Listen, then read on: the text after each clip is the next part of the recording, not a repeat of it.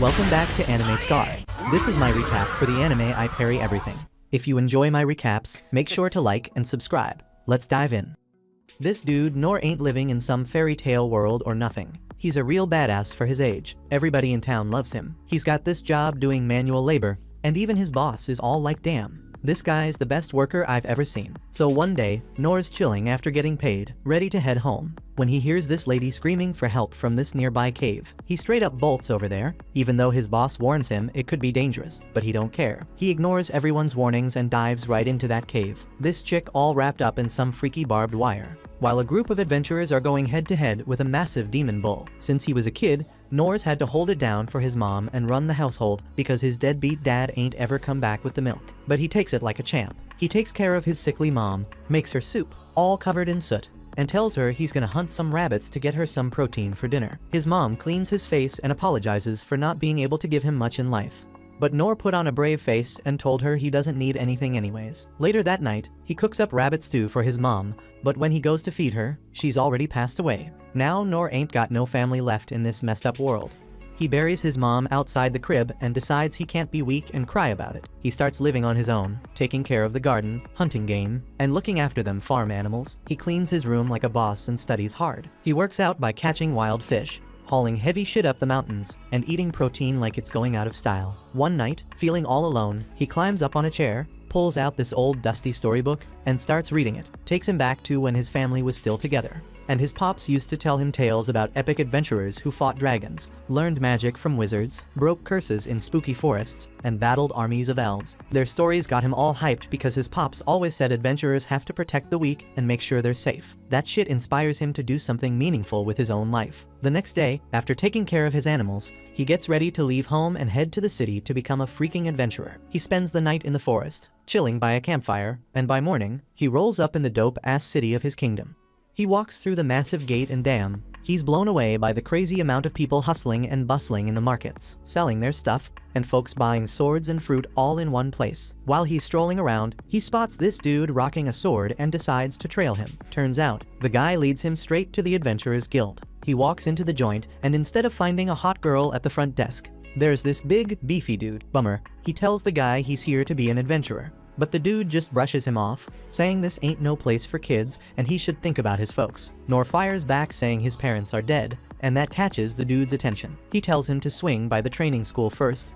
Nor's kind of confused, but this dude, let's call him Fatty, says if he wants to join a guild, he's got to pick a school, go through basic training, choose his class and skills, and only then, after he graduates, can he become an adventurer. Nor's stoked to get this info and heads to a school with one goal in mind: to become the strongest swordsman. He signs up and starts training with the sword, but even after weeks go by, while all the other students are unlocking their magic powers, Nor's still left without any magical abilities. He keeps at it though, and months go by. Then the instructor drops the bomb on him, saying he ain't got the talent and he's wasting his time. He tells Nor to try a different school because he ain't cut out to be a swordsman. But Nor ain't about to give up. He finds another school and decides to train as a warrior. He works his ass off under this big, fat, red-haired dude. But even after intense training for months, the red-haired dude tells him he ain't got what it takes, just knows how to parry attacks. So, he tries out different schools, first as a hunter, but he gets the boot. Then he tries being a thief, but they reject him because he sucks at it. Next up, he gives magicians a shot, but even that's a fail. Finally, he tries his hand at healers, but no dice.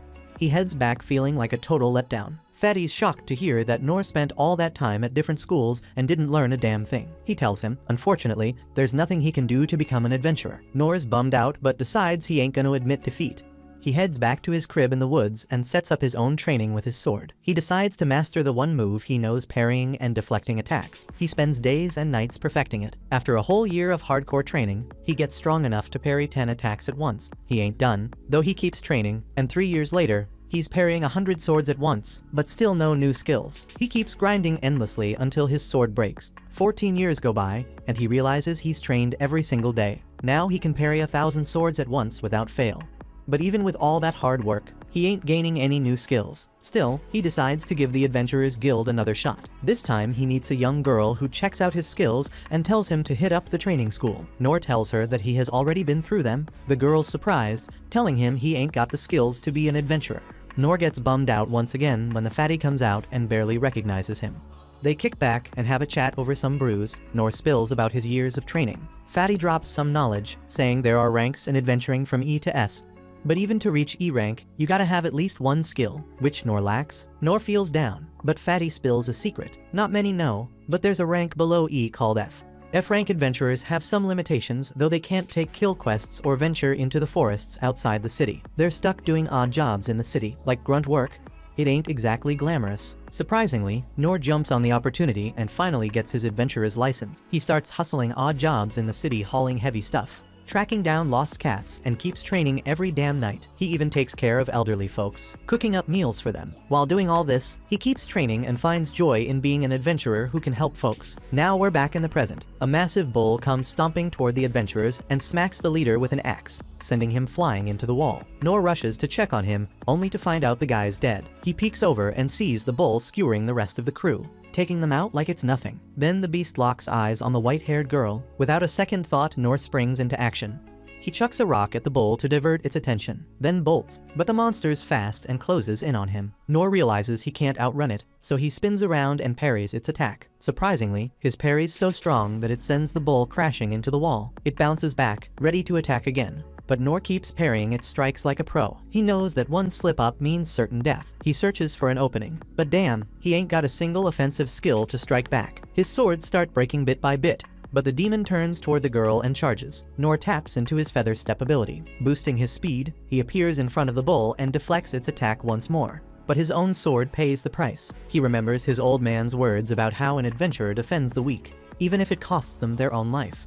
So with a broken sword, he stands his ground. When the monster strikes again, Nor parries with all his might. The axe gets deflected so hard that it bounces back and cleanly chops the bull's head off before getting stuck in the rocks. The girl's completely stunned as blood splatters everywhere, and the magical jabber wire fades away from her body. Nor falls to the ground, gazing at his shattered sword, and realizes how close he came to biting the dust. The girl thanks him for saving her life and asks for his name, but Nor brushes it off, saying his name ain't worth remembering. He walks away, heading back outside. He strolls through the streets, reflecting on how he almost got taken out by a giant cow. He knows he's got to train even harder if he's gonna truly become an adventurer who can protect people. A little later, a crew comes in to clean up the mess and move the freaking Minotaur and all the poor souls who bit the dust fighting it. Princess Lindbergh feels like it's all on her, like she's personally responsible for their deaths. Right then, her knight rushes up to her and says sorry for not sticking by her side when she went into the dungeon. It's her knight's job to protect Lynn, after all. But Lynn tells her it ain't her fault. This whole thing was just a basic test to see who's fit to take the throne, so it wouldn't make sense to force her knight to tag along. Just then, another knight tells Lynn that they got to head back to the castle soon. Lord Rain wants to have a chat with her, and she already knows what that's gonna be about. Back at the castle, Lord Rain just finished talking to Lynn, trying to make sense of what went down. But none of it adds up for him. The only way a Minotaur could end up in that part of the dungeon is if some magic-wielding summoned it. The knight agrees with that theory.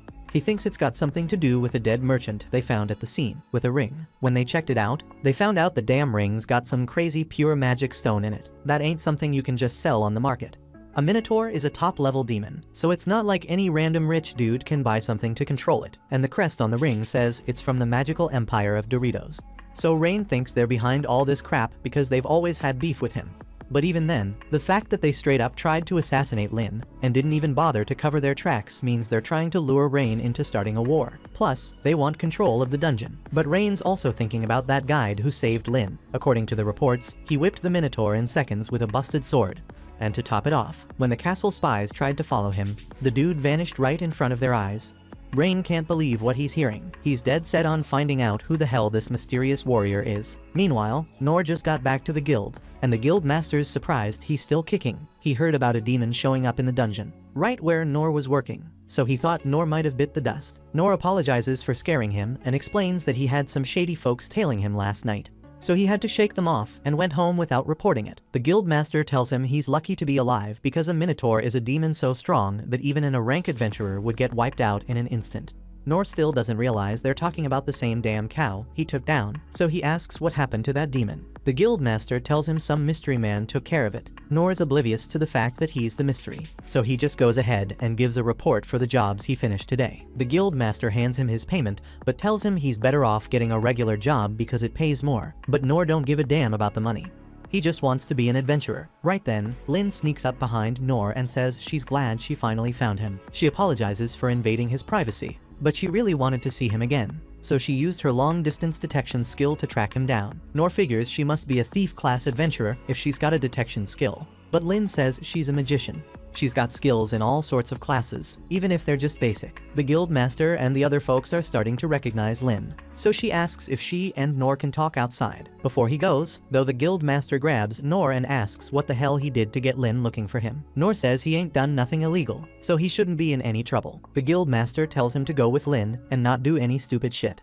Outside, Lynn hides herself and Nor using one of her skills, so nobody can see them. Once they finally find a private spot, Lynn apologizes again for interrupting Nor, knowing a guy like him must have a lot going on. Nor says it's all good, and Lynn starts by thanking him again for what he did. She says he not only saved her life, but also countless others in the country. Nor doesn't think he deserves such high praise, considering all he did was take down a freaking cow. He even thinks Lynn could have handled it herself if he hadn't shown up. He saw a bunch of knights getting slaughtered by the same cow, so Lynn tries to make him understand that she would have been toast if he hadn't come to her rescue. But Nor still doesn't think he did much. He appreciates her thanks. Then Lynn says she wants to give him a reward to show her gratitude. Nor tells her a simple thank you is more than enough, so she doesn't have to give him anything else. But Lynn insists on rewarding him and wants her father to meet Nor too. This guy doesn't want a reward.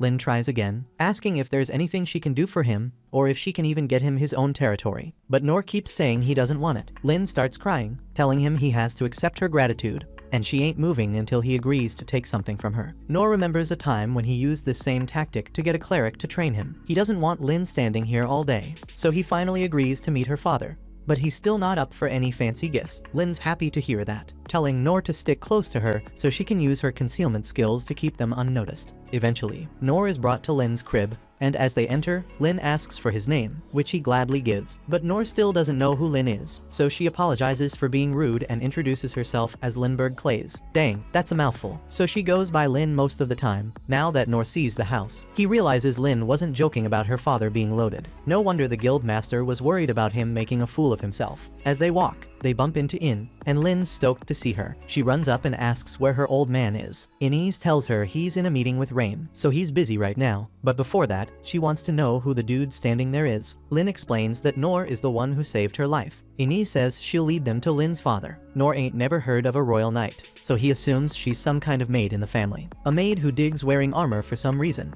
You can tell Inez ain't too fond of him, but he has no clue why. While they walk, they come across a dude chilling by the window. As soon as he spots them, he gets up and asks Inez what's up and who the random guy is. Inez tells Gilbert to chill with his spear since Nor is Lynn's guest, and pointing weapons at guests is hella rude. Gilbert realizes that Nor must be the one who saved Lynn's life, so he puts his weapon down. Inez asks him to join them in the room because she could use all the help she can get.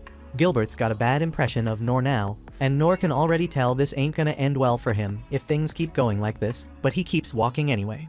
In the freaking throne room, the king is in the middle of a meeting with Rain, and he's all pissed because Doritos ain't giving a damn about honoring their peace treaty. Rain saw it coming after the last meeting with the king of Doritos, where he straight up demanded the rights to the dungeon. That got shut down, but ever since then, the king of Doritos has been plotting their downfall. Just then, Lynn and the crew roll up in the throne room, and Lynn's all hyped, going over to greet her bro and pops. Inez and Gilbert kneel to show respect to the king, but Nor just keeps walking. Rain peeps that Lynn's rocking the disguise cloak, meaning she must snuck outside without permission. But she says she had to because there was no other way to find the dude who saved her. The king catches on that she's talking about Nor, and Nor apologizes for showing up all messed up. But Lynn was all about rushing here ASAP. He also mentions he ain't no fancy noble or nothing, so he don't know all the proper etiquette for this stuff, and he might accidentally say something rude. But the king tells him he's cool with it because it's much easier to talk without worrying about etiquette. The king extends his hand to Nor and formally thanks him for saving Lynn's life. Nor says, "Thank you is enough for me." But the king can't let Nor off the hook without a decent reward, so he tells him to name any amount of cash or land he wants. But Nor still ain't interested. The king's taken aback, but he ups the ante by offering Nor half of all the treasures they scored from the dungeon. Rain thinks that's way too much for a single guy, but Nor's still like, no, not my thing. Now the king's clueless about what to give Nor since he's rejecting everything. So he goes to his throne and grabs a massive sword hanging there and offers it as a gift. Rain ain't too keen on giving away such a valuable sword. But the king's like, "It's cool, I don't use it no more. And we can swap it with a fake so nobody finds out." He hands it over to Nor, and as soon as Nor holds it and feels the weight, he knows it's worth a fortune. And he don't want to accept no extravagant gifts, but the king insists it's just something he picked up back when he was an adventurer, so it's all good. Nor finally agrees, and the king asks him to give it a test swing. Nor goes for it and swings that sword in the air, generating a crazy amount of force and blowing everyone's minds. The king gives props to Nor for swinging that sword with one hand, but he's got a favor to ask. He wants Nor to help train Lynn to be an adventurer, but Nor says there's nothing he could teach someone as talented as Lynn. Plus, he thinks it's up to Lynn to decide if she wants to do that. After that, Nor figures it's time to head home. But before he dips, he realizes his sword's got the perfect shape to fit in them gutters he usually cleans. So he's gonna give it a shot tomorrow morning, before he can leave. Inez steps up and says she wants to chat with him first. She apologizes for her rude behavior earlier because it was completely uncalled for. But Nor's like, "I don't mind at all. Your job is to protect the Clay's family no matter what." So she's mad grateful to Nor for saving Lynn's life. And to show her gratitude, she promises to have Nor's back if he ever needs help. Nor ain't looking to go back and forth about this, so he just accepts her offer and says he'll ask if he ever needs anything. Aside from that, Inez also warns Nor that he better not speak to the king so casually again, because even if the king's cool with it now, she ain't letting no disrespect slide next time. Nor says he gets it, so Inez is in a good mood and asks him for his name. And when she hears it's Nor, she seems weirdly shocked. Nor asks if I did something wrong again, but Inez brushes it off and bounces. Nor's about to bounce too, but Gilbert stops him, wanting to challenge him to a fight. Gilbert's leading Nor down a hallway, and Nor wonders where he is being taken, because he just wants to go back to work. But Gilbert surprises him and takes him to a freaking training arena for a mock duel between them. Nor's mind is blown because he hasn't gone all out in a spar since his training days. So Gilbert grabs a wooden pole for practice and drops the bomb that he's a big shot in the capital. Then he's like, "Nor, pick your weapon." Nor's thinking, this is my chance to learn from a professional warrior, so he goes for a regular wooden sword. He knows he ain't gonna be much of a challenge for Gilbert, but he's still gonna give it his all. Gilbert makes the first move, thrusting his staff at Nor, but Nor's too slick and dodges like a boss. He can see Gilbert's moves are smooth and on point, showing mad training, but for some reason, it looks slow to Nor. He figures Gilbert's holding back because Nor's a weak, so Nor calls a timeout and tells Gilbert to stop babying him. Gilbert's like, "Alright, I'll get serious." This time he amps up the intensity, but it ain't fast enough to overwhelm Nor. Every time Gilbert misses an attack, Nor finds an opening in his defense. Meanwhile, Gilbert's getting frustrated because none of his strikes are landing on Nor, so he pulls a sneaky move, changing his trajectory at the last moment, making Nor jump, and then bam! He strikes him down when he lands. Nor dodges that too, like a freaking ninja. He tells Gilbert to step it up because he can handle the pace. That hurts Gilbert's ego because he was already giving it his all. Nor starts realizing he might be stronger than Gilbert. But then out of nowhere, the elite guard pulls off his special move on Nor. It's a close call, but Nor dodges that shiz and moves to the side. Seeing the power of Gilbert's attack, Nor immediately declares that he no longer wishes to fight. So Nor bounces from the palace, but his skills cause a freaking uproar among the other knights. They can't believe he dodged their captain's special attack. Some of them think Nor only survived because Gilbert was using a practice spear. They're like, "This dude's a genius.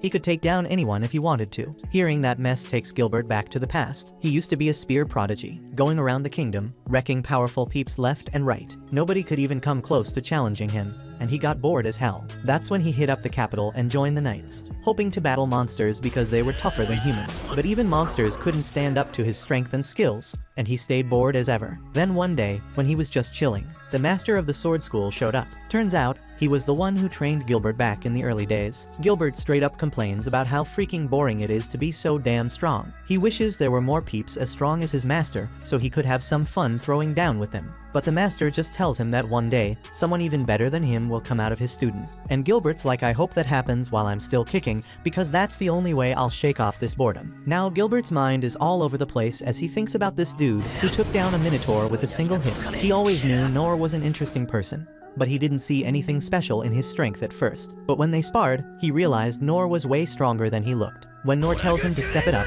Gilbert busts out his special attack, faster than the freaking speed of sound, knowing damn well nobody can survive that. But Nor dodges that shiz, and Gilbert feels like a total loser. And to top it off, Nor ends the fight just like that. Gilbert thinks Nor did it to save him from embarrassment in front of his crew. and before leaving, Nor tells him he's looking forward to their next encounter. Now Gilbert thinks he finally found someone who can make his life a bit more exciting. On the flip side, Nor has no clue how highly Gilbert rates him. Nor used his body strengthening and fancy footwork skills to dodge Gilbert's ultimate attack at the last freaking second. If he was even a moment late, he'd be 6 feet under. He thinks Gilbert purposely adjusted the speed of his attack to give him just enough room to dodge, and he's grateful to Gilbert for showing him that he still needs a crap ton more training. The next day, Nor starts cleaning drains with the kick-ass sword he got from the king, and he's blown away by how freaking awesome the sword is. Later, he's chilling in the forest because his construction job got put on hold thanks to that Minotaur incident. He's wondering how the heck he's gonna pass the time until the job opens up again, and he wants to put that huge sword to good use. He's thinking it could make a sick-ass or a badass pizza shovel, maybe even a grill plate, but he ain't got the resources to start those businesses. He tries out his fire magic and realizes it's too weak to start a decent BBQ. Then he hears footsteps sneaking up behind him, and he turns around to find Lynn standing there, specifically looking for him. Nor's like, "How can I help you?" And Lynn straight up asks to be his apprentice so she can learn from him while serving him. She's eager to do whatever he wants, but Nor shuts her down, saying he can't teach her squat because he's self-sufficient in everything. Lynn tries offering him money for his training, but Nor's like, "No, I want nothing." She keeps insisting that she'll be useful to him, but Nor can't get his point across to her clearly. To prove she's worthy of learning from him, Lynn decides to flex her magic powers. She conjures up icicle lances and shoots them at herself, then burns them off with a badass fire spell. Next, she chops down a massive tree with a tiny dagger using some other skill, and then blasts a tree behind Nor with a magic sword move. She's all confident that Nor will finally accept her as his apprentice after this sick display, but he still shuts her down. Now he realizes Lynn's putting him on a pedestal and wonders how the hell he can make her see that he's got nothing on her. He decides to show off his skill and creates a puny fireball to prove he's a frigging loser. And Lynn's straight up shocked by it. She starts walking home. Thinking about this story the teachers used to tell about a talentless boy. Back then, Lynn just thought it was a cautionary tale because she never believed a 12-year-old kid could survive the brutal training of all 6 magic schools for a full term. Even the seasoned warriors found it tough to stick around. One day, the strongest magician who runs the magic school showed her his puny fire skill and then amped it up to show off his mastery. The magician said it takes decades of practice to make the tiny flame skill bigger. So when Nor showed Lynn his tiny fire today, she was speechless because it was way bigger than the strongest magician in the world. He told her that's all he can manage, and his skills in other areas are at the same level. Only Lynn knows that the size of that small fire says a lot about Nor's abilities, and she figures he's a master in other branches too. Now she's feeling ashamed because she was all proud of the high-level skills that she just learned. She realizes that despite being exponentially stronger than her, Nor never brags about his power. He does even the most basic tasks to help others. She thinks Nor's mind and character are just as strong as his body, and nothing can shake him. As the princess, she knows she'll have to lead the kingdom with her brother one day, and that means she needs to be strong. She wants to learn from Nor how to become strong, so she reaches out to him once again. Just as he's leaving a restaurant after dinner, Lynn tells him she totally gets how immature and vain she was, and now she wants to learn from him even more. She believes his strength will be the foundation of peace and prosperity for their kingdom. So she accepts him as her master, but Nor's deeply troubled by it all and just wants to go home. We see Rain, thinking about why his dad would hand over his sword to Nor. We found out that back when the king was an adventurer, he hit up the Dungeon of Lost with the 6 sovereigns. After years of exploring, they found the Black Blade, the sickest relic ever. It's made from stuff tougher than mithril or orichalcum, and nothing can scratch it. That's why they called it the unbreakable blade. But they were all wondering why it looked so beat up if it was indestructible. Rain thinks his dad was crazy to just give it away, but he knows there's some dark force threatening their country. So his dad must be betting on Nor. We see Nor with Lynn, and he's wondering if it's cool for her to be out in the streets. But she says she's an adventurer too. He tells her he's got to hit up the guild, and she's hyped to tag along, calling him her sensei. He realizes she's gonna keep following him, but he thinks she'll eventually see he ain't all that. They roll up to the guild, and the master asks Nor, "What's up?" Nor says it's complicated. They ask for a job, and since Lynn's a B rank, they can go on a goblin hunting job together. Nor freaks out, all pumped thinking he can finally get a job outside the city. He feels kind of bad about using Lynn's rank, but she's totally cool with it. The master tells them to hit up the forest of beasts and bring back goblin ears as proof. They head to the forest, and Nor asks Lynn about goblins. She says they usually munch on fruit and small animals, but they multiply fast, and when food runs out, they raid human spots. So, the guild sends adventurers to keep their numbers in check, but they don't wipe them out because they're part of the forest's ecosystem. Nor's impressed by how much she knows and feels there's even less he can teach her. They go deeper into the forest, Finding it weird they haven't run into any goblins yet, Lynn senses something up ahead, so they check it out. When they get there, she says the presence vanished. They keep looking around and find a goblin's body. Lynn uses her uncovered spell, revealing a huge, ripped goblin. Nor can't believe how big it is, but tells Lynn not to sweat it since goblins are the weakest monsters. Lynn spots the goblin and recognizes it as a goblin emperor, a rare subspecies of the goblin king made through some sketchy, forbidden experiments. She knows it's a major threat, but she remembers how Nor was all excited to fight goblins. She figures he saw this coming and decides to roll with him. The goblin charges at Nor, but he blocks its attacks. It starts pushing him back, but he parries again, giving Lynn a chance to strike. The goblin dodges all her spells and starts hurling trees at them, but Nor manages to bat them away. Lynn sees the goblin healing too fast and tells Nor to aim for the gem on its head. The goblin keeps throwing trees, testing Nor's limits. He worries he can't protect Lynn, but then she blasts the trees away with a wind spell. The goblin heals up instantly, and Nor thinks there's no way he can break the gem. But he gets an idea and tells Lynn to hit him with her wind blast. She warns it can knock down a castle wall and might kill him, but he tells her to blast his sword instead. The goblin gears up to attack again, but Lynn uses the wind blast, pushing Nor with insane speed. He leaps up, smashes the gem, and it flies out of the goblin's head. The goblin screams in pain, and Lynn grabs the gem. Nor tells her to finish it off, and she uses her Hellfire spell to burn it down. Nor can't believe how tough that goblin was, realizing he needs more training before facing another one. Rain gets a report about the Goblin Emperor, and finds out it was way bigger than a regular Goblin King. He notes the gem was a massive monostone and suspects the Magic Empire is behind it. Back at the guild, the master is proud of Nor for finally fighting a goblin, even though it was tougher than expected. Nor gives Lynn all the credit, saying he just helped, but she insists it was the other way around. Nor reflects on how adventurers usually think goblins are no big deal, but he's proud of his first hunt. He talks about how strong it was and the gem on its head, making the master think it wasn't a regular goblin, but Lynn agrees with Nor and calls it a normal goblin. The master asks for the goblin's ear, but they realize they burned the whole body, so they won't get paid. Rain's hearing about some weird stuff going down in nearby cities and villages. At night, folks are catching strange sounds, and animals are coming back from the woods all freaked out. Pets are vanishing, and the forests are getting eerily quiet. Rain's thinking this might be a sign of some unnatural monsters sneaking into the kingdom. He wastes no time and orders his crew to send out search parties to every spot. He also puts everyone with detection spells to work and calls for the 6 masters from each school, thinking they might need their help. Once his team heads out, Rain loses it, throwing papers in the air, wondering if the Magic Empire really wants their dungeons so bad they'd go this far. Meanwhile, Nor and Lynn are out enjoying some street food with their reward money. Fatty paid them for taking down a goblin without proof, just because it was Nor's first mission. After they're done eating, Lynn tells Nor she's heading home, and he's happy to finally get some peace. Just then, Rain shows up looking for his sister. He spots Nor and quickly asks him to hit up a town in the mountains the next morning. He says Lynn will join him and that he'll handle all the arrangements and pay him well. Rain doesn't spill the beans on why he's sending them, but Nor agrees because Rain seems serious. The next day, Nor hops on a carriage for the first time in his life, which is a big reason he took the job. He's loving every minute of it.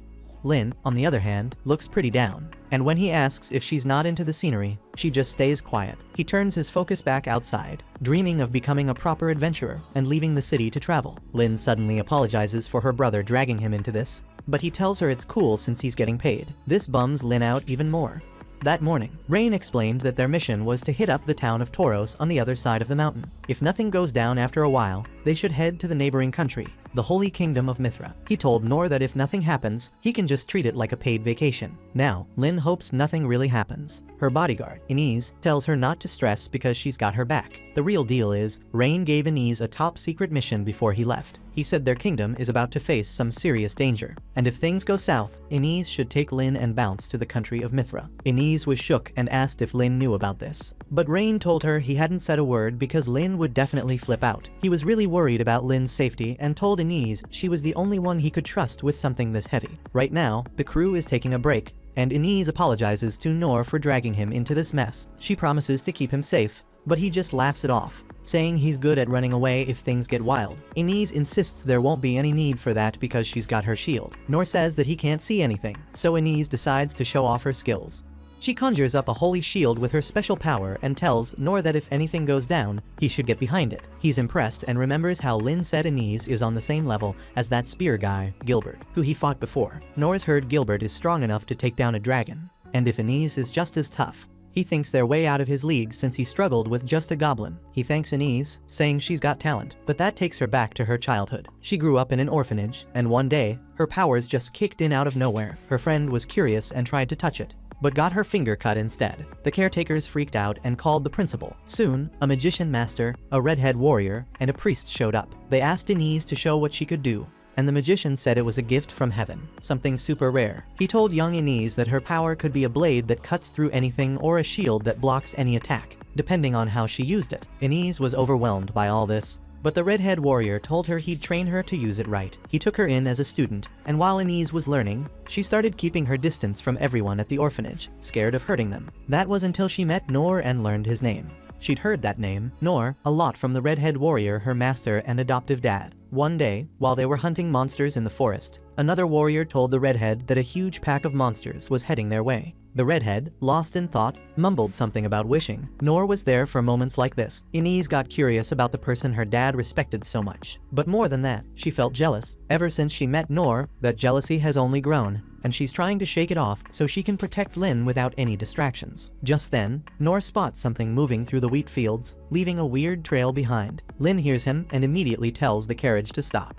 She uses her magic to reveal whatever's hiding out there, and it turns out to be a massive frog bat hybrid monster. At the same time, a swarm of monsters attacks the capital, and Rain orders the warriors, swordsmen, and hunters to take out as many as they can, while the thieves help civilians get to safety. The king remembers what Emperor Derry said, warning them they'd regret not accepting his terms. He's convinced Derry is behind this attack, and Rain agrees. He thinks this could just be the beginning and that they need to brace themselves for even worse. The king asks about the 6 masters, and Rain says they're already out there dealing with powerful monsters. The redhead warrior and his crew are up against 3 goblin emperors in the forest, while the sword master is hunting down lizard monsters in the city. The hunters, magicians, healers, and thieves are all doing their part, but the king worries they might have spread their forces too thin. Meanwhile, as soon as Lynn breaks the concealment spell on a black dragon, it goes after a girl standing in front of it. Lynn and Inez recognize it as the Black Death Dragon, which is seriously dangerous. But without hesitation, Noor charges at it to protect the girl. He deflects the dragon's strikes with his black blade. Inez notices that the girl appeared out of nowhere just as Lynn broke the spell,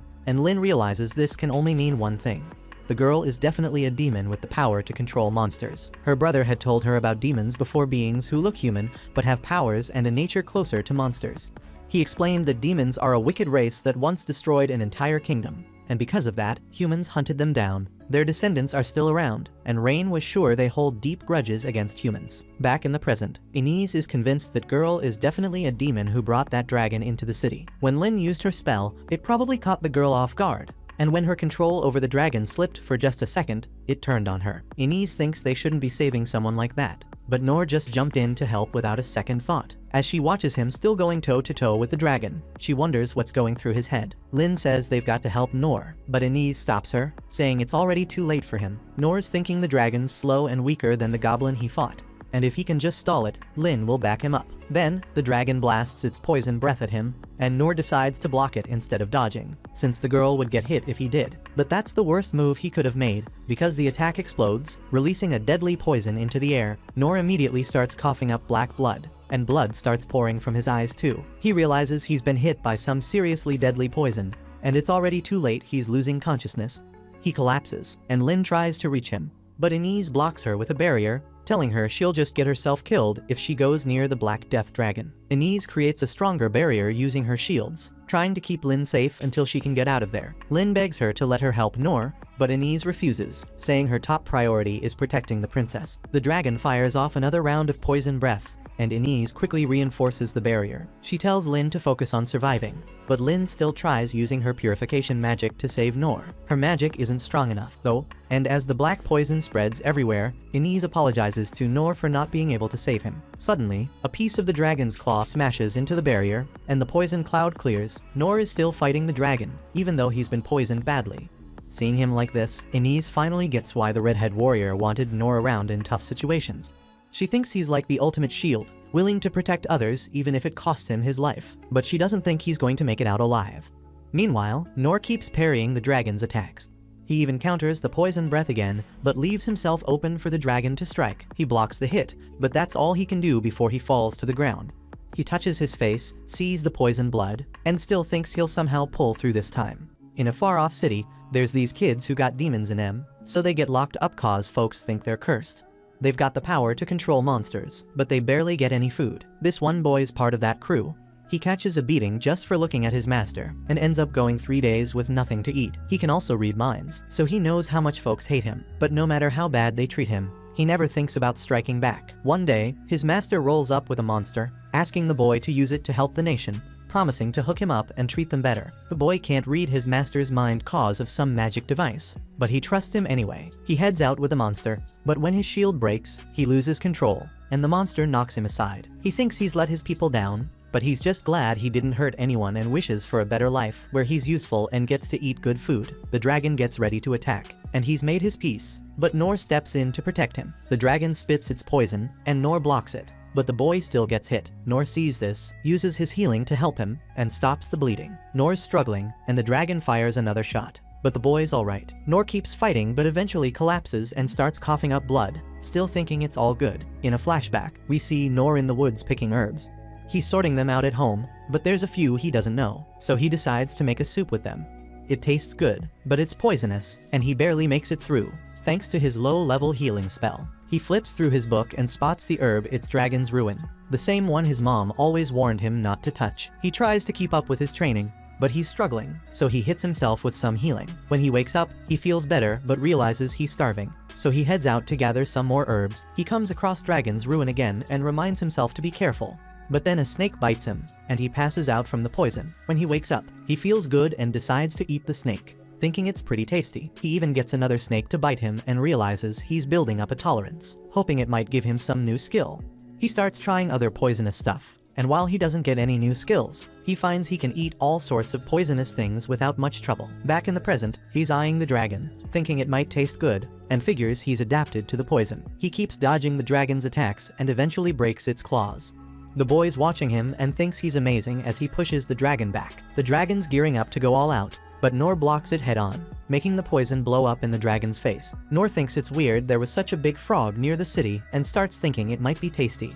He checks on the boy, asking if he's out here alone, but the boy admits he was the one bringing the dragon to the city. Nor assumes the frog was meant to be food, and the boy was just delivering it fresh, using a barrier to stay hidden so he wouldn't get jumped. Nor feels bad for messing up the delivery and even offers to pay for the trouble, but the boy says it's cool. Nor is curious how the boy managed to get it that far, so the boy reveals he can control monsters. Nor just thinks that's dope and calls it a blessing from the heavens. The boy then lets it slip that he's demon folk, saying they can all control monsters, and Nor wishes he had that power to get his animals to help out with his work.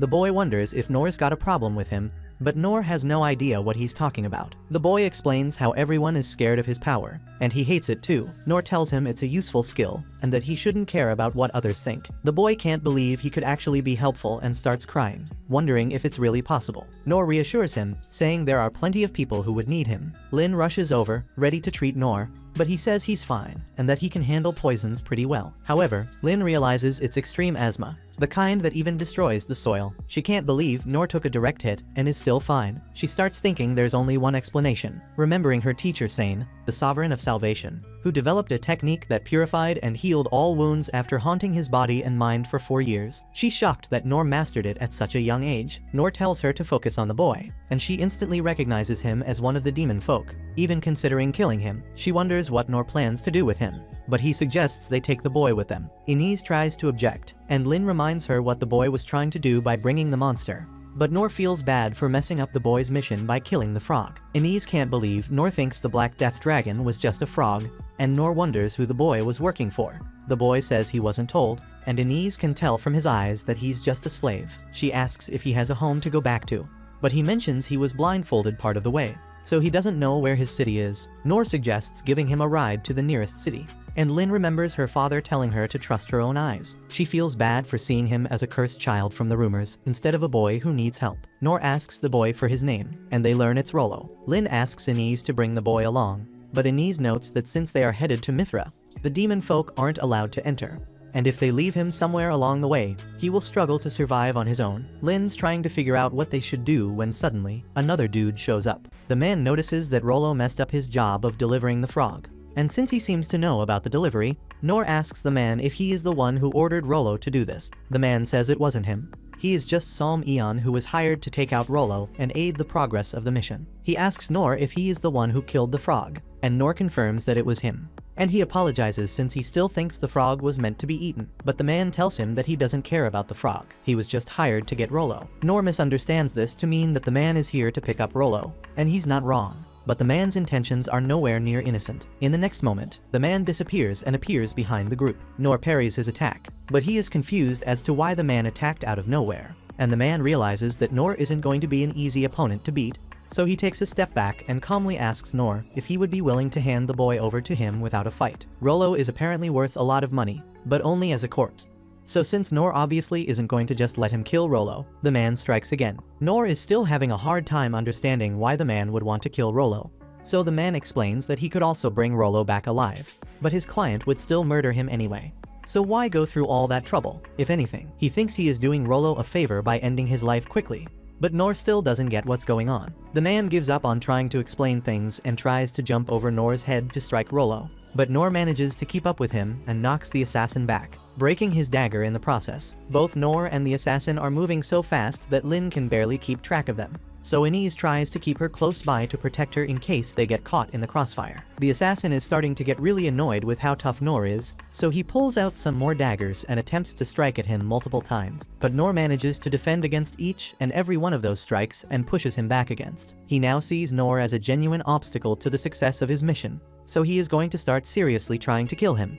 He dashes forward at an insane speed and attempts to stab Nor in the face, but Nor once again manages to parry the attack, although it sends him flying backward. Once Nor regains his footing, he remarks that it is incredible that someone can generate that much force in a single strike with such a small knife. The assassin is surprised Nor was able to block a serious attack from him, and furthermore, he even shattered another one of the assassin's daggers, and the assassin thinks that he is really interesting. He pulls out another dagger and dashes in to attempt to overwhelm Nor. But despite his best efforts, Nor is still holding his ground. However, at this rate, Nor isn't going to be able to last much longer while protecting Rolo, as he can't keep up with the assassin's attacks based on instinct alone. The pressure from their fight is so intense that Inz had to put up a shield so that Lynn won't be in danger of getting caught in the chaos.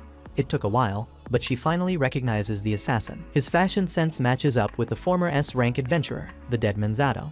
A while ago, Inz walked into a meeting with all the sovereigns, and she was curious about some old documents she found. It's about a target that was declared to be officially dead, but she doesn't recall ever seeing anyone going to deal with this person. The sovereigns tell her that it's better to leave that mission alone and just declare the target dead, because actually going after him would be too much of a challenge. The target was Zado, who became an S-rank adventurer at a young age, but his actions led him to become a wanted man. However, he is too strong for any of them to be willing to risk going after him. So they decided to just leave him alone as long as he is not causing trouble in the kingdom. Gilbert was interested to learn more about Zado, since he is apparently strong enough to have the other sovereigns scared to fight him. So the wizard begins to explain the story of Zado. As a child, Zado had already mastered the art of dwarven alchemy, and by the age of 13, he had already killed his first dragon. After that, his abilities became known far across the lands, so much so that he became the apex of all heroes. However, while it sounds like Zado was the perfect hero, he never had an Uncle Ben, so he began using his powers irresponsibly.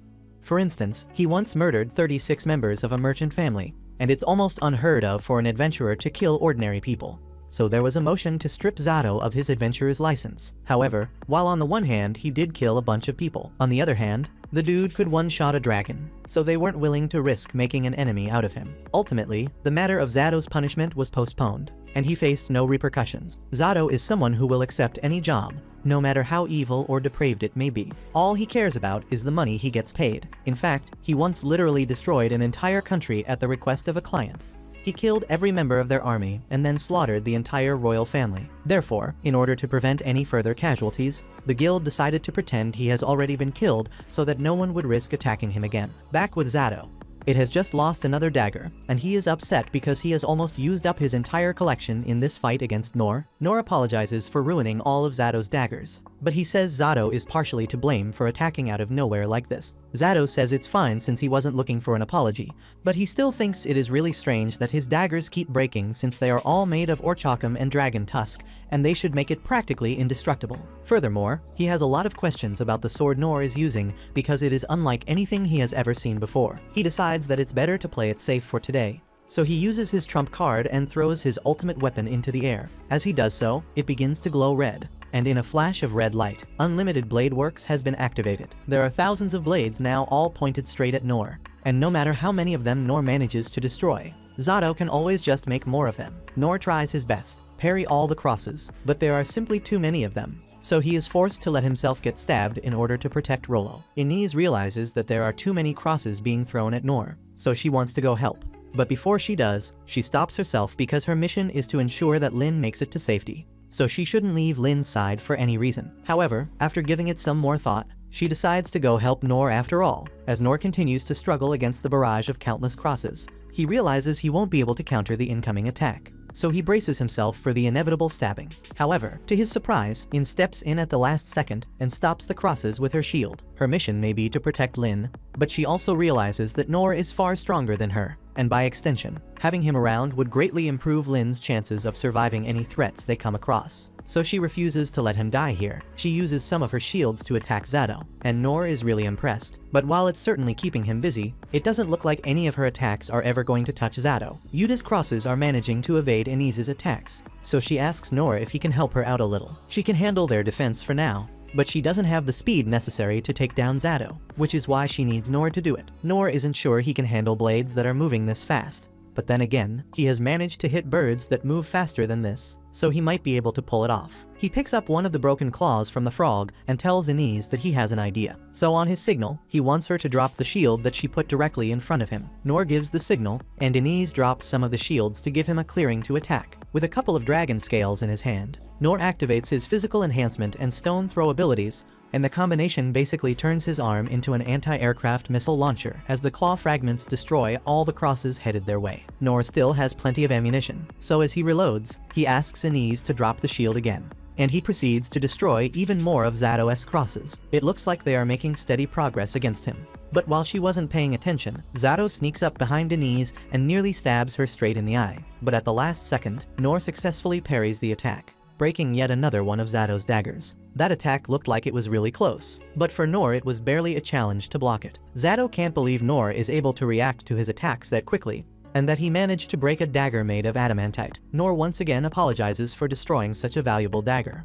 But it's still Zado's fault for attacking first. Zado says he doesn't need an apology, but he needs to make up for all the money he lost on those destroyed daggers. He tries attacking Nor again, but Nor successfully blocks and breaks another dagger. Zado asks Nor how he keeps managing to see through all his attacks, but Nor can't really explain his methods. He just kind of knows how to react. Zado feels like there has to be some secret behind Nor's power, but he will have to find out some other day because for now he's done. After all the blades Nor destroyed, Zado is going to have to go through a lot of effort to recover the mithril needed to replace them all. And he doesn't want to lose any more blades, so he's going to give up on collecting the reward for Rolo. He was also going to head over to the kingdom since he heard there's something interesting going on over there, but he put a hold on that as well. Inez asks him what he means by something interesting at the kingdom, but Zado doesn't know the details. He just knows that it is going to be really extravagant. He calls over to Rolo and tells him that he is lucky Nor is here because no matter what kind of attack he tries, Nor is always one step ahead of him. He even tries going for one last sneak attack, but predictably Nor blocks it with ease. Zado won't be able to complete his mission while Nor is around, so he takes a step back and just teleports away with his magic. Nor breathes a sigh of relief now that Zado is gone.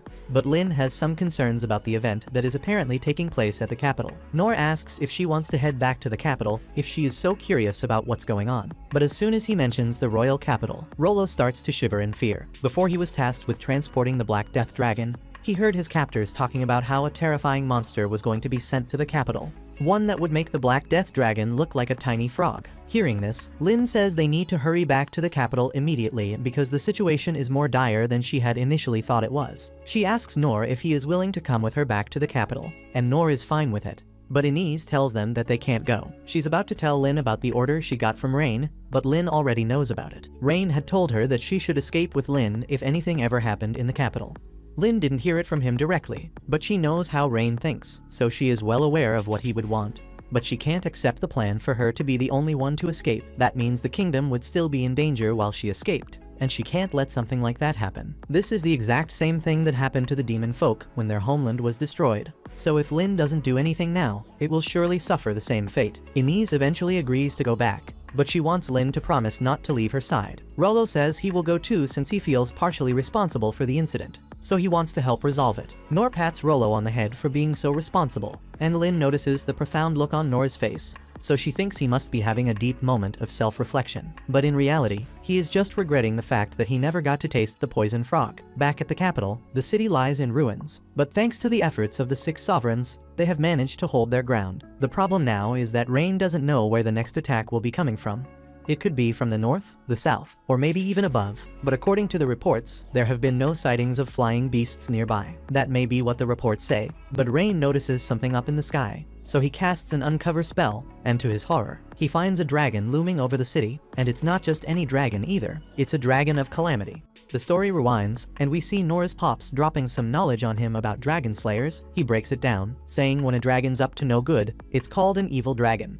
And if you're bold enough to take one out, you're dubbed a dragon slayer. Pops goes on to explain how every piece of a dragon from its claws and fangs to its bones and everything else is pure gold. They use that stuff to craft weapons and whip up some powerful medicine. That's how the land gets rich. And Nor pipes up, saying he wants to be a dragon slayer too, but Pops keeps it real, telling him it's not gonna be a walk in the park. Some of these dragons have been around for like 1,000 years, and when they move, the ground shakes. One swipe of their tail can flatten mountains. Pops even throws in a story about how this continent almost got wrecked by a dragon's rage long ago. He warns Nor that someone as small as him would get swallowed whole. But Nor is still dreaming about becoming a dragon slayer one day. Fast forward to the present, and Nor's in a carriage, feeling something off in the distance, but no one else is catching it. Nor points it out, and Lynn spots it. It's the dragon of calamity. Next thing you know, the folks in the capital are frozen with fear as the dragon soars above them. And Rain's thinking the Empire has no clue about the beast they've let loose. Dao Ken says, it's only been 150 years since it went to sleep. It should still be out cold, but Rain catches on that Mitra's woken it up. He's shook that they'd unleash this kind of disaster just over some beef, and the dragon lets out a roar. Rain orders Dal Ken to get everyone at the evac spot out of the city ASAP, and he's not playing. He tells him to drag out anyone who tries to stay or hold onto their stuff. The people start moving out, and Mayan spots that the 6 sovereigns are scattered, and all the escape routes are jammed up. She's thinking this is a lost cause. Meanwhile, the 6 sovereigns are out here battling monsters all over the city and beyond, with no time to worry about the dragon. The king's up in his castle, eyeing the dragon, and Gilbert's urging him to bounce to safety. But the king's not budging. His duty is to protect his people. He tells Gilbert to lead the evacuees. Later, Inez is peeping the dragon through some binoculars, thinking the whole area is about to get wrecked now that the dragon's here. She says the evacuation should be happening right now, and Lynn's sure her dad's gonna stay behind if that's the case. She knows deep down that even her dad doesn't stand a chance against that beast, and she's hoping he's smart enough to bail. Nor, on the other hand, is checking out the dragon, all curious and hyped to finally see one up close. Rolo's side-eyeing him, thinking it's weird since Nor just faced off with the Black Dragon of Death. Then Nor remembers that Lynn's dad and brother are still in town. She confirms it, saying it's too late to save them. But Nor isn't giving up. He tells her he can still rescue them if he hustles. Lynn's caught off guard, and Nor explains that they can make it if they use the same trick they did against the goblin. Lynn clicks, realizing he's talking about her wind blast, but she knows the impact's gonna be wild. Nor's confident, saying his sword can handle whatever, and he feels like the city's done a lot for him, so he wants to return the favor. He figures he might just pull it off if it's just about getting her family out. And this sparks some hope in Lynn. She can't believe she was about to give up without even trying. Even though Wind Blast isn't a spell meant for people, she knows Nor doesn't play by the world's usual rules. She decides not to hesitate and agrees to roll with his plan. Meanwhile, back in the capital, the king's replaying a conversation with Emperor Derry. Derry had flexed, saying he could wipe out the king's tiny nation no sweat, but the king still refused to hand over the Dungeon of the Lost. Derry accused him of wasting the power he's got, claiming his nation's wisdom could turn it into something that could dominate the world. But the king clapped back, saying Derry's wisdom should have warned him not to mess with powers beyond his grasp. Derry fired back, calling the king a coward who didn't deserve the throne. Now, the king realizes Derry's been obsessed with getting his hands on the Dungeon of the Lost, willing to go to any lengths to do it. The king heads to the top of the castle, thinking about his daughter and hoping she's safe. He's shocked that he's worrying about her instead of his country in a moment like this, and admits that Derry might have been right about him. Maybe he really doesn't deserve to wear the crown, and he says a sword probably suits him better. He apologizes to all his people for dragging them along on his messed up mission. He knows he can't undo his mistakes, but he's dead set on at least taking out one of the dragon's eyes. Outside the capital, Inez sets up a cylinder using her shields and asks Nor to step up in front of it. Nor does, thinking this feels different from last time. Then Lynn stacks 7 spells on the barrier to amp up her spell's power. And suddenly, Nor isn't so sure about getting hit by this. Lynn doesn't catch on, and she tells him to brace himself because the impact's gonna be way stronger than before. She fires off her wind blast spell, and when it's over, Nor's nowhere to be found. Rolo's doubting if Nor could survive something like that. Meanwhile, the dragon rolls up on the king, getting ready to unleash its breath. The prince realizes it's the same move that wiped out the whole continent, and the king knows he won't even be able to take out one of the dragon's eyes. He makes his peace with death, grabs a dagger, and hopes to show the dragon just how tough humans can be. The seven sovereigns spot that the king's holding the blasting sword, pouring all his mana into it for one last strike. They realize he's even using his life force, but before the king can attack, Nor shows up and parries the dragon's face, throwing off its aim. Everyone's stunned, and the dragon crashes to the ground. It looks down, seeing its scales covered in dirt, and then spots Nor. The dragon's in shock that a mere human would dare to step up to it. It growls, explaining that the world runs on the simple rule of the strong taking down the weak. It's surprised that Nor would challenge that order, and it roars, saying it won't let this slide. The dragon swings its tail at Nor, but Nor blocks it again, knocking the dragon down once more. Nor's thinking he was a goner just now, remembering how after Lynn blasted him with her spell, he blacked out for a second. His sword then slammed into something, snapping him back to reality. He used a physical boost to run and let the wind blast carry him, and he couldn't stop. Even when he hit the city wall, he had to jump the wall, and he managed it, thanks to the boost from Lynn's spell. His jump took him way further than he expected, and he was about to crash into the dragon, so he parried its breath attack just to save himself. Back in the present, he's relieved he made it and starts healing himself, thinking he's definitely gonna ask Lynn not to pull that stunt again. He realizes the dragon's breath was surprisingly easy to shake off. At first, he was tripping over the dragon's size, but after getting hit with Lynn's magic, he can't even feel scared anymore. The dragon gets back up, and Nor's thinking that as he is now, he might actually be able to throw down with this beast. Meanwhile, Lynn and the crew roll into town, and Inez tells Lynn they've got to grab the king and bounce while Nor keeps the dragon occupied. Rolo suddenly warns them to watch out for some rubble heading their way. Inez barely manages to shield them, but they get knocked off their horses. Inez keeps her barrier up, telling Lynn to stay behind her, and then Lynn spots 3 goblin emperors up ahead. She notices they're smaller than the one she and Nor face together, but she knows they're still tough. She's thinking about how to handle them, wondering what Nor would do in this situation. Then she tells Inez there's no need to trip, they're just goblins. Inez agrees, saying compared to the dragon of calamity, these goblins are nothing. They decide to stay cool and take care of the goblin emperors. The monsters charge at them, ready to attack, but Lynn fires some ice lances at them, which don't do much. Then, at the last second, Rolo commands them to stop, giving Lynn an opening to cast a spell and freeze the monsters. Inez then shapes her shield into a divine sword and takes out the monsters in one clean sweep. Lynn's impressed, thinking Inez really lives up to the title of the divine sword. And she's also surprised that Rolo managed to stop those monsters with just one command. She can't believe the demon folk have this kind of power, and she decides to give it her all, inspired by the young boy finding his courage. Meanwhile, Nor keeps deflecting the dragon's attacks, and the dragon's getting frustrated. We see that Nor's parries are actually messing up the dragon's claws and scales, which shocks the dragon since they're supposed to be unbreakable. Nor's just as surprised that his sword isn't even getting scratched, no matter how hard he goes at it.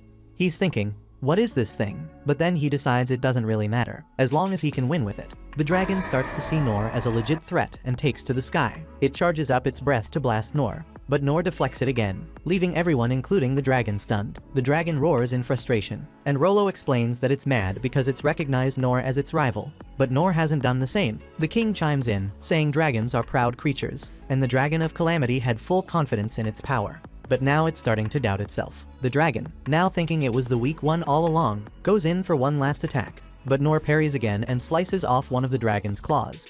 The dragon then bows down to Nor, calming its rage. Seeing this, Rolo says that this is a sign of submission, and Nor is wondering what's happening. He spots the dragon's claw lying next to him, and remembers his dad saying dragon parts are valuable, they can be used for making weapons, medicine, and bringing wealth to the land. He also recalls that those who take down an evil dragon are called dragon slayers, but seeing the defeated look in the dragon's eyes, he lowers his weapon. Nor sits down and says, I'm not cut out to be a hero. Rolo notices the dragon doesn't want to fight anymore, and Lynn and the others approach Nor.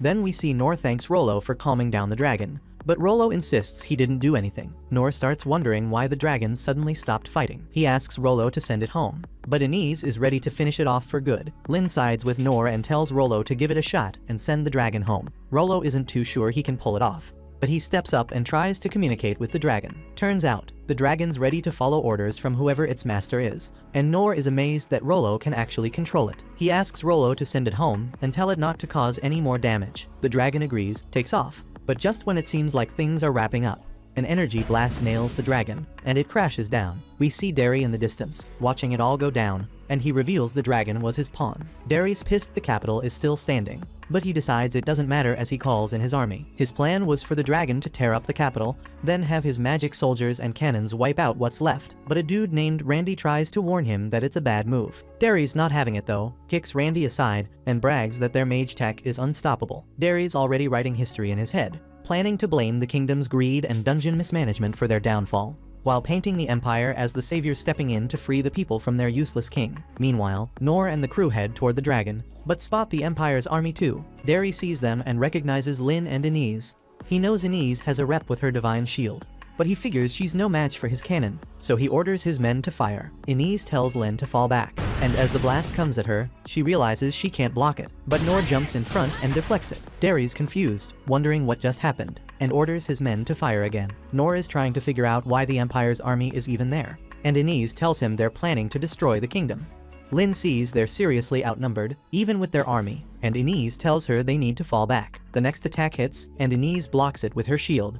Derry's told to get to safety, so he orders them to wrap it up quickly. Nor realizes they're in deep trouble, so he decides to create a distraction to give the others a chance to escape. He knows he's not the best fighter, but he's confident in his ability to make a run for it. He remembers how he used to gather honey and always ended up getting chased by bees. If he could outrun bees, he figures he can outrun this army if he goes all out. Lynn decides to trust him, telling him she's got his back. He thinks she's about to boost him, but instead, she hits him with a wind blast that sends him flying toward the army. He parries the attacks coming at him and realizes he can't stop now, so he charges straight through, deflecting everything in his path.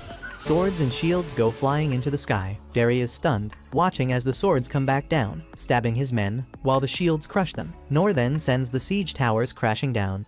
He keeps the chaos going, and Derry is in complete shock. Nor suddenly flies past him, and Derry's trying to figure out who this guy is. He starts thinking Nor's there to kill him, but then he remembers his gear is made from orichalcum. But Nor isn't even interested in Derry, he just blows past him and takes out the magic cannons, which crash down next to Derry. Derry can't believe he's losing, especially with all his tech and troops. Nor shows up in front of him, and Derry recognizes the black blade, wondering how Nor can even wield it. He thinks Nor is keeping him alive to mess with his head, and in total panic, Derry wets himself and takes off running. We see the whole fight go down from Nor's side, and after blocking the soldiers' weapons, he felt mad relieved to finally catch a break. Then out of nowhere, he spots the king behind him. At first glance, Nor figured the dude was some regular old guy in shiny armor. He couldn't wrap his head around why a dude that old would even be out here on the battlefield.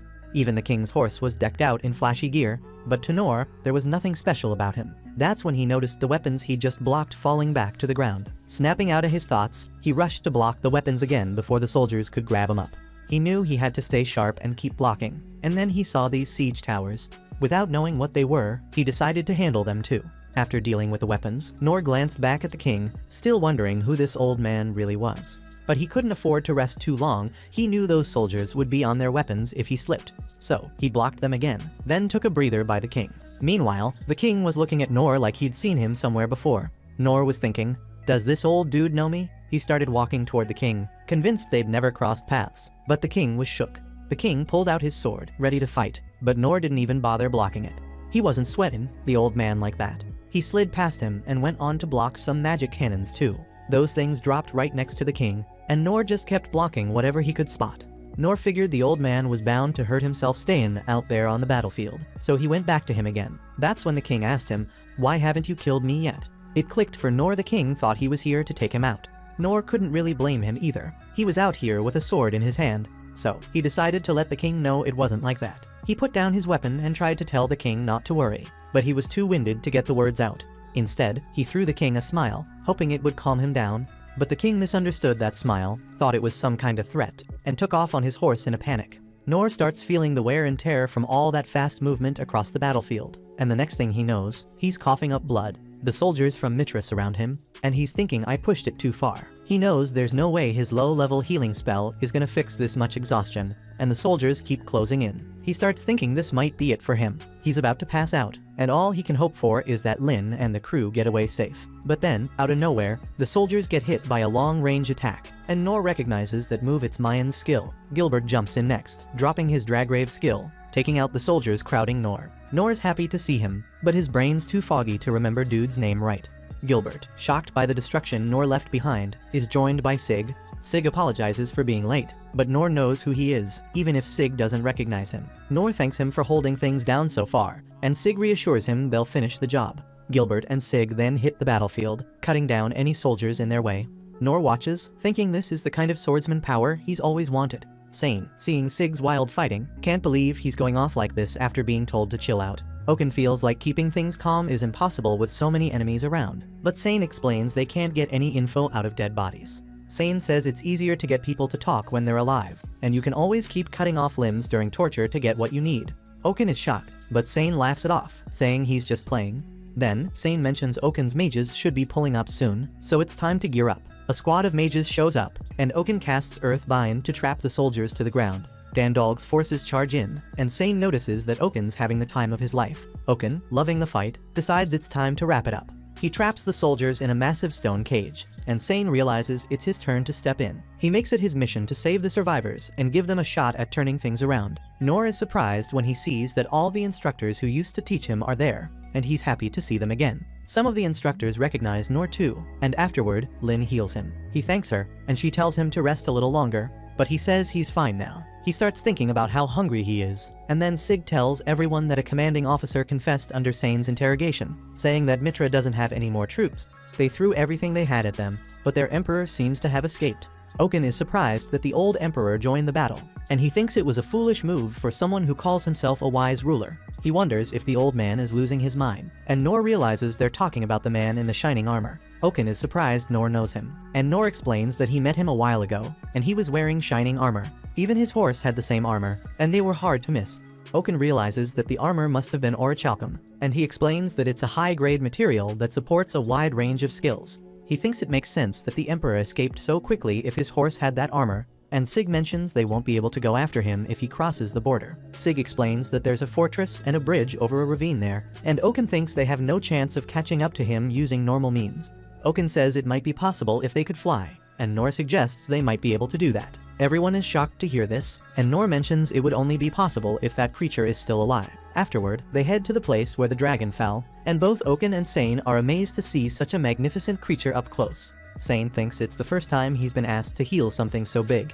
He starts healing the dragon, managing to restore its body, but it takes a little more time to heal its internal injuries. While healing up, Sane tells Nor he's leveled up a lot, and Oaken's trippin' when he finds out this dude is Nor. Nor says it's been a minute since he's seen both of them too, and he's low-key shocked Oaken's still kickin'. Oaken feels some type of way about that, and he flexes, saying he plans on living another 100 years. Nor's thinking he's gotta be jockin', but the old man's dead serious. Then he asks Nor if he's really cool with healing this beast, and Nor tells him to chill cause they got Rolo with them. Oaken checks with Rolo, asking if he's sure he can handle it, but Rolo's shaky with it, which gets Oaken worried. Nor calms him down, saying it's all good, and that's when the dragon wakes up.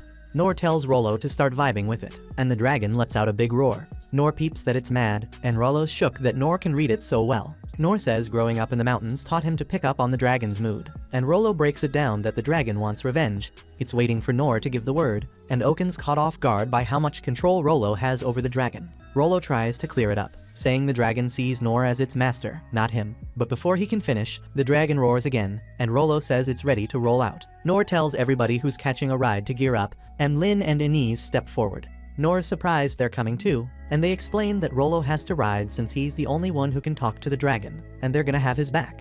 Lynn asks if Nor's not rolling with them, and Nor really ain't feelin' it cause he's scared of heights. But he knows this whole thing was his idea, so he can't bail now. He tells Lynn he's down to go, and Lynn's hyped, saying it'll be like having the strength of 100 men. Sane chimes in, saying he's coming too since he's gotta watch his patient till the end, and then Karu shows up. Karu's trainer roll with them too, and Nor is pumped to see another one of his teachers. Karu says they're gonna need a stealth move to ride something that huge, and he's the one who's got it covered. Oaken wants to roll with them too, but Sane tells him to stay back and watch over his stone cage, so he has no choice but to hang back. King Clays and his son show up next, and Lynn's relieved to see they're both safe. They're just as glad to see she's okay, too. Inez then asks Rain to punish her since she went against his orders. Rain tells her it's cool, saying it was his bad for giving such a dumb order in the first place. He's just happy she made it back, and he adds that he'll be riding the dragon too since they'll need someone to negotiate. They all hop on the dragon, and the king puts Rain in charge of making the calls, hoping Nor will watch over his kids. Nor agrees to help out, and the king apologizes for asking so much of him. Rolo then tells the dragon to take off, and it soars into the sky. Meanwhile, Dandog and Sig spot the dragon flying, and Dandog asks Sig if he's cool with not saying anything to Nor after finally finding him after all this time. Sig says he's fine with it, adding that Nor never really needed them to play any part in his life. He thinks the idea of taking Nor in and raising him was ridiculous, and Dandog agrees. As Nor is a hero straight out of Legends, Sig then recalls seeing the army's weapons flying from afar and admits he's ashamed of his own laziness. He realizes he shouldn't have wasted time thinking he could train others and decides to retrain himself instead. Dandog thinks it's funny how Sig seems pretty happy for a guy who's ashamed, and Sig says it's normal, considering the show Nor just put on for them. Dandog nods in agreement. We then see Nor and the crew looking for Derry, but they can't seem to find him. They wonder if he's already crossed the border and notice a bridge up ahead. Caro explains that the land beyond that bridge is under the Empire's control, and he warns them not to rush in without thinking. He suggests they turn back and leaves the final decision to Rain.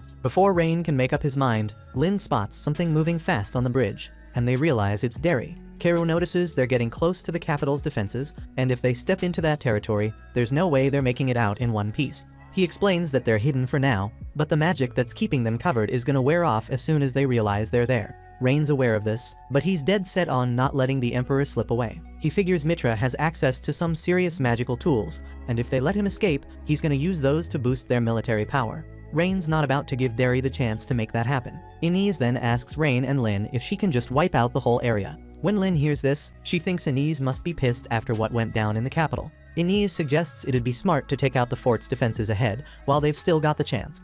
Rain gives her the go-ahead, and Inez unleashes her divine sword on the fort. With Caro's help, she wipes out the entire place in seconds, thinking this should secure their way out. Rain's pleased with the outcome and tells Lynn that what they do next is going to decide the war's direction. He mentions they're going to keep chasing the Emperor until he hits the capital, then asks if she's ready for it.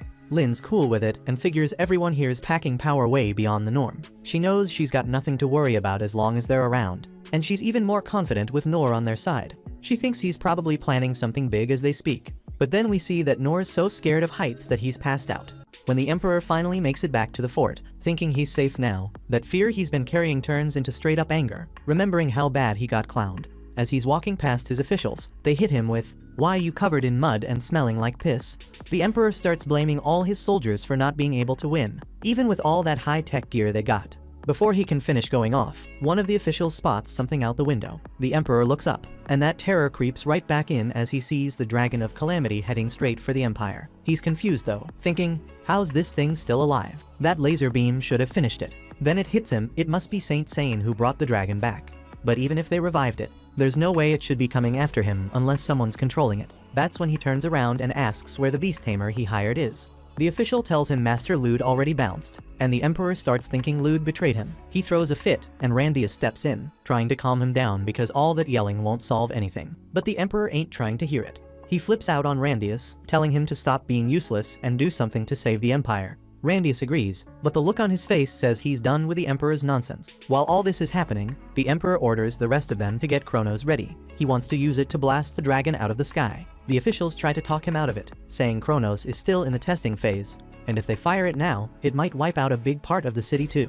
The Emperor doesn't care though. He kicks one of them across the room and argues that they don't have many options left either way. The dragon's gonna wreck the city if they don't do something. So he says not to stress about collateral damage, and if they have to, they can use the mana targeting system to hit it right. The officials do what they're told, and the whole city goes dark as Kronos locks onto the dragon's mana signature. The Emperor's feeling himself, thinking this dragon's done for, cause this laser is the most powerful weapon his empire ever built. The laser fires off, heading straight for the dragon. But then, out of nowhere, something on the dragon's head deflects the laser, knocking it off course. The Emperor's in shock, can't believe what's happening. And now, since they used the mana tracking settings, the laser's aiming right for the Empire's mana generators. Without those, the Empire's wide open with no defense. The Emperor, true to form, starts blaming the officials, even though he's the one who gave the order to fire. But that's the last straw for the officials. They all quit right then and there, fed up with his nonsense.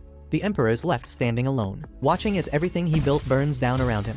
A few moments before all this, the group was riding in on the dragon, and Nor suddenly felt something coming. This new laser was way stronger than the last one, and there wasn't enough time to dodge it. So, Nor jumped out front and deflected the blast.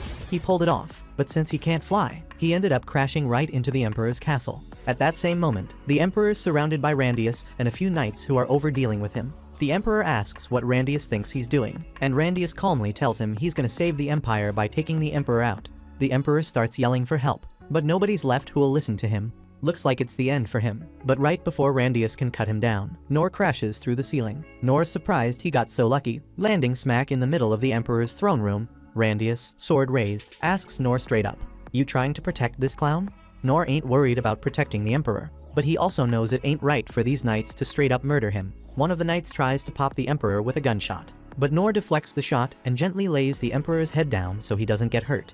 Randius and his crew realize Nor's got serious skills, so they rush him all at once, but Nor handles them like it's nothing, deflecting every attack with ease.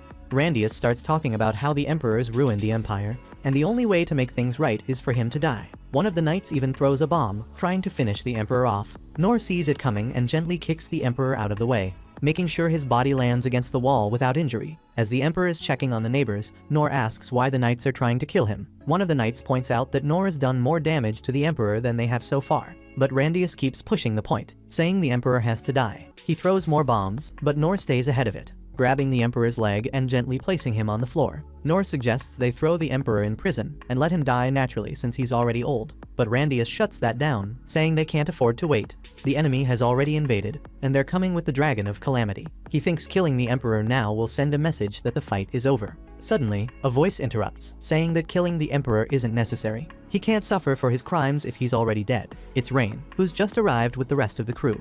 He thanks Nor for stepping in but says he's gonna take it from here. Rain asks Lynn to heal Nor, figuring he might be hurt from that crash earlier. Nor and Lynn dip out of the throne room to let Rain handle the situation. Rain turns to the knights and tells them straight up they don't need to worry, he's got no beef with them, and nobody's coming after them. But as for the Emperor, his luck's run out. The Emperor begs Rain to spare him, and Rain surprises everybody by agreeing, but he's got some heavy conditions. After all the chaos the Emperor caused, people getting crushed under rubble, burned alive, or ripped apart by beasts, Rain says he'll forgive him, but only if the Emperor is willing to go through the same pain he made others suffer. Rain also says he's ready to kick off peace talks between nations to discuss reparations and bring this war to an end. Rain throws it out there, asking if anyone's got an issue with the plan. Not a single person speaks up for the Emperor, so it's settled the Emperor's gotta feel all the pain he put on others. The Emperor's confused, thinking there's no way he can survive that kind of torture. But Rain calmly explains that no matter how many times his bones get shattered or his guts get sliced open, Saint Sane will be there to heal him right back up so they can continue the process. And even if he passes out from the pain, Kuru's got ways to snap him right back into consciousness. Hearing this, the Emperor is even more terrified than before, straight up pissing himself out of fear. Rain makes it clear, though, that he doesn't take pleasure in torturing people. He just needs the Emperor to fully grasp the pain he put all those innocent people through over a petty grudge. Rain even says this punishment is him going easy on the Emperor. Meanwhile, outside, Nor's feeling much better after getting healed by Lynn. But as he looks out over the Empire, he feels guilty about all the damage he caused when he deflected that laser. Lynn tells him not to trip, reminding him he only did what he had to do to keep them from getting hit by the laser. Plus, nobody died from the damage. Those lasers only hit the Empire's mana generators, and those spots were packed with mana, so nobody was nearby when they got blown up. That said, Lynn points out the destruction is still gonna hit people's lives hard in the long run. Right then, Rain, Karu, and Sane roll up, saying they've worked everything out. From now on, the Empire and the Kingdom are shifting gears toward post-war rebuilding. Nor is surprised the war's already wrapped up when it felt like it barely even started. So he asks what ended up happening to the Emperor. Rain breaks it down, letting everyone know the Emperor stepped down. His grandkid's probably gonna be the new ruler, but since the kid's only 10, a guardian's gonna hold things down until he's old enough to take charge. It's been decided the knights will be in control for now. Right after Rain finishes explaining, the knights show up, and the first thing Randius does is apologize to Nor for going after him earlier. Randius says he's willing to do whatever it takes to make up for it, but Nor brushes it off, telling him it's all good, no need to sweat it. Randius feels relieved Nor is not holding a grudge. As a goodwill gesture, he tells Nor that if he ever needs help, Randius and the knights will be there, no questions asked. Nor waves it off, saying there's no need for that, and if anything, he should be the one apologizing for all the damage to the city. Randius reassures him, saying the damage wasn't Nor's fault, it was the old Emperor's doing, and luckily, no one was killed or injured from the blasts. They just need to rebuild. He also points out that what the Empire did to the kingdom was way worse in comparison. But Nor, being who he is, still offers to help with the cleanup, even if it's just moving rubble around. The dragon, though, is getting impatient, so everyone hops on its back and heads back to the kingdom. Nor, of course, still hates flying, but they don't have much of a choice. When they get back, they're greeted by the king, who immediately apologizes to Rain for making him handle all the peace talks by himself. The king wants to hear all the details later, but first, he insists on thanking their savior. Rain agrees, saying Nor basically saved the whole capital on his own and deserves a proper reward. Nor, being humble as ever, cuts them off and says he doesn't need anything. But the king isn't having it. He knows Nor isn't about material things, but after saving the entire country, there's no way he's letting Nor leave without some kind of reward. Nor gets that it's normal to get a reward after what he did, but he can't think of anything he really wants for himself. Then, he glances down at Rolo and says there is one thing he'd like the king to do for him. The king is glad to finally hear Nor make a request, so he asks what it is. Nor tells him that he wants Rolo, a demon folk kid with no home after being abandoned, to be taken care of. Nor explains that Rolo deserves to live in the capital as a regular citizen. Nor had thought about taking Rolo in himself, but he lives too simple a life. Rolo would be way better off being looked after by a family with means. Nor suggests that if the king could hook Rolo up with some land and a home, that would be enough. The king understands Nor's request. But here's the problem. The holy theocracy of Mitra has labeled all demon folk as enemies. If the king accepts Rolo as a citizen, it's gonna stir up trouble with Mitra. The king's about to ask Nor if he can think of something else, but Nor cuts him off, saying he doesn't need anything else but to make sure Rolo's safe. Nor tells him that if he's planning on offering something different, the king should use those resources for rebuilding the kingdom instead.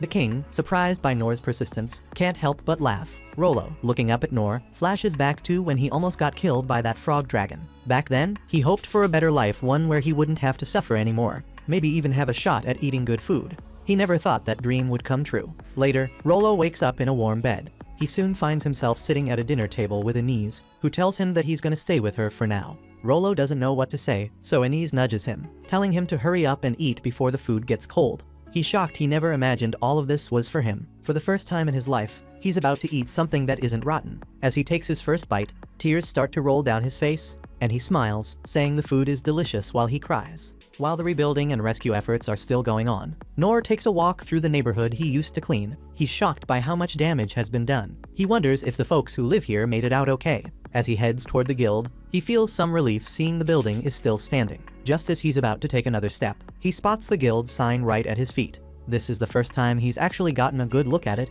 He never noticed the drawing of an adventurer on it before. He thinks back to how he couldn't sign up as an adventurer, since after 3 months of training at each school, he could only pick up the basics. And never in a million years did he think he'd be seeing his old instructors again after 15 years. When Nor first went to the swordsman training school, he met Sig and asked to train as a swordsman. Sig asked if Nor had permission to be there, so Nor, all excited, pulls out the permission slip from the guild. Nor was younger than the other students, but since he had permission, Sig didn't see any problem training him, as long as Nor was sure he could handle the tough training ahead. On the first day, Sig had the students swinging their swords late into the night until they were completely worn out. As Sig passed Nor, he thought the kid wouldn't last more than 3 days, seeing how tired he looked after just one. But Sig was wrong 10 days later. Nor was still pushing through, not slowing down at all. When the time came for their first real training exercise, Sig set up a huge wrecking ball and told the students to give it their best shot at blocking it. The first guy jumps out of the way, giving up as soon as the wrecking ball swings his way. Sig calls for the next person, and Nor steps up. When the wrecking ball comes at him, he doesn't flinch. He blocks it with all he's got. He pulls it off, but in the process, breaks his shoulder and drops his sword. Sig reminds Nor that a swordsman should never lose their sword, even if they're injured. But to his surprise, Nor fights through the pain, picks up his sword with his other arm, and gets ready to block the wrecking ball again.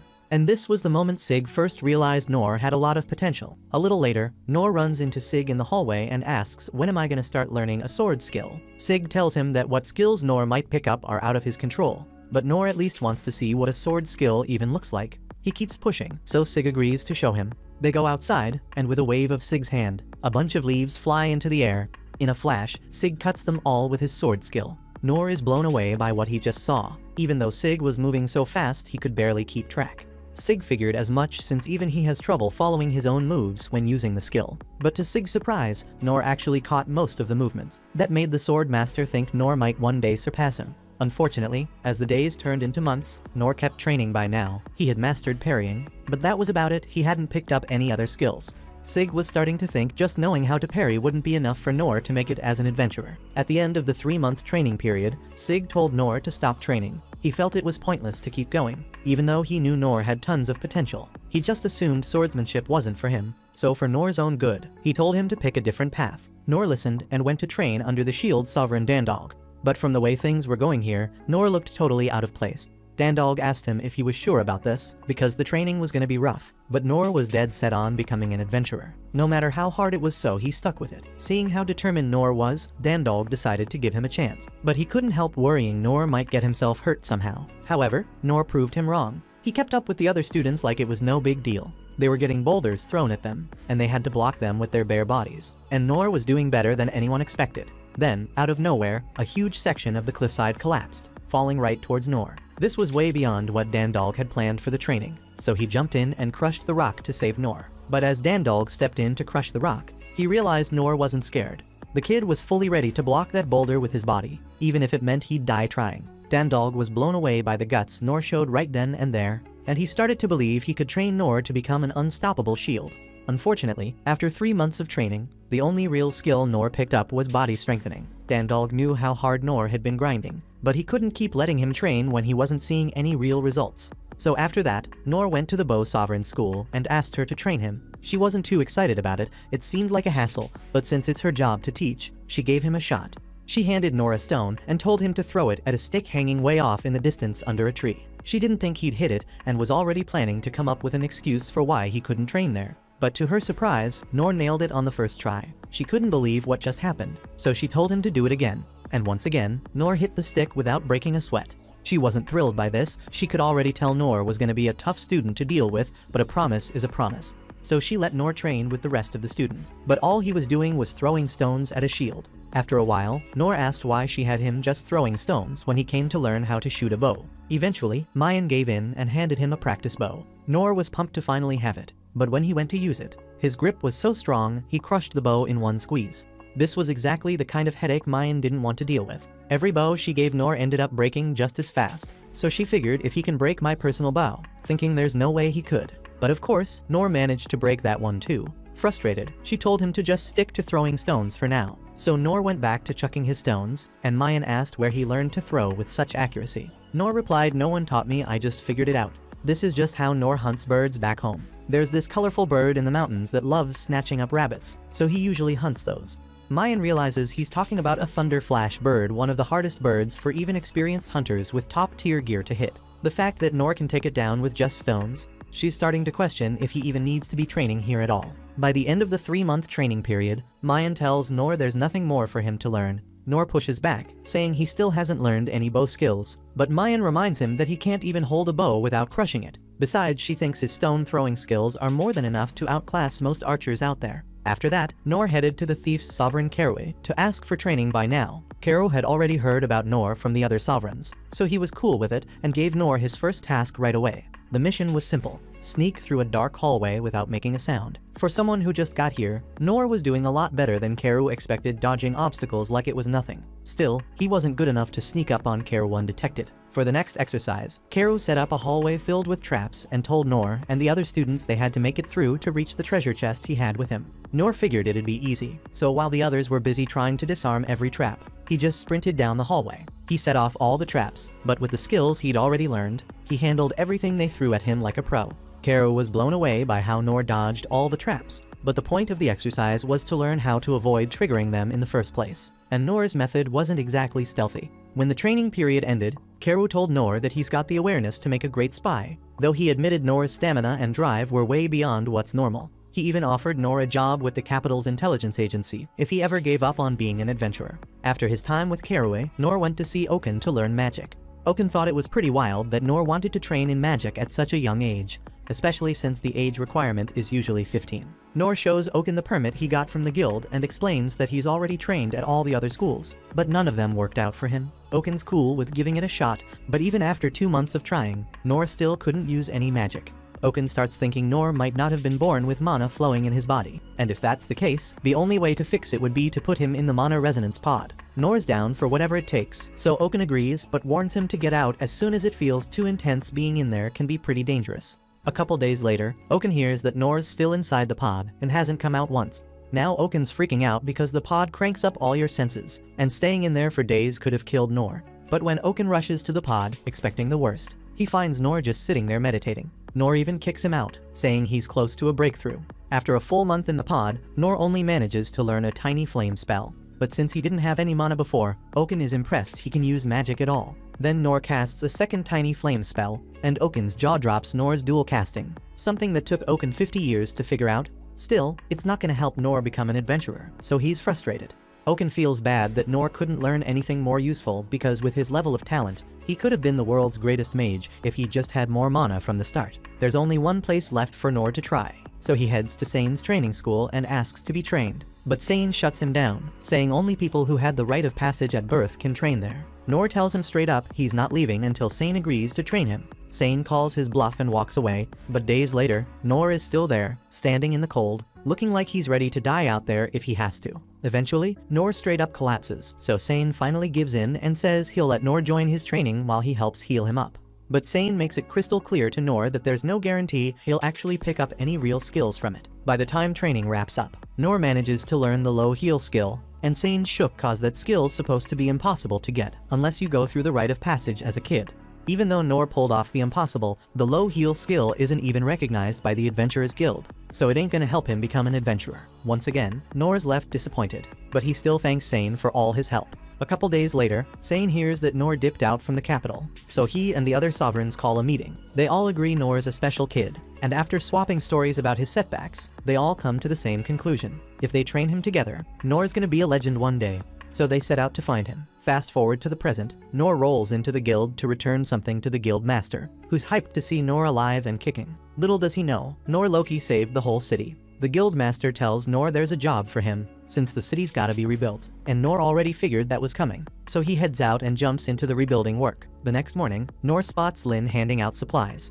When she sees him, she runs over all smiles and thanks him for his help the day before and for pitching in with the restoration. Nor's been grinding hard, so Lynn hooks him up with a loaf of bread and tells him not to push himself too much. She gets back to work, and Nor's grateful to have folks like her around. Now that he's had something to eat, he's feeling a lot better. He lifts up his sword, admiring how sturdy it is, since it's come through for him recently. He thinks it'd be way more useful in the hands of a real adventurer. But for now, he's using it to help the people around him, whether that's handling small tasks or using his skills to protect folks from danger. That wraps up the final Star. Make sure to hit the like button for the anime I parry everything. Stay tuned for more. If you enjoy my recaps, make sure to like and subscribe in the comments. Let's dive in.